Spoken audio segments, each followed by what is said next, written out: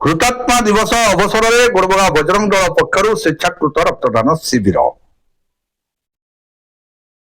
बरगढ़ जिला अताबिरा ब्लॉक अंतर्गत संबलपुर बरगढ़ हुए 53 नंबर मुख्य जातीय राजपथ खोर समलेश्वरी मंदिर ठारे हुतात्मा दिवस अवसर में गोड़बगा बजरंग दल पक्षर स्वेच्छाकृत रक्तदान शिविर अनुष्ठित हो जाइछि।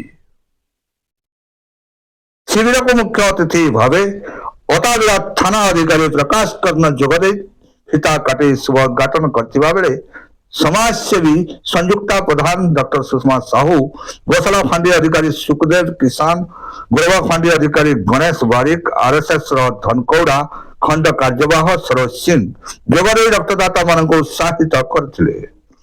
गुल्ला रक्त भंडार डॉक्टर अनन्या पाणिग्राही, सदल बड़े लालू विश्वास, अजय प्रधान, पद्मिनी शतपथी, पाइनु भोई रक्त संग्रह दायित्व में रही बेले सर्वमोट 67 यूनिट रक्त संग्रह होता।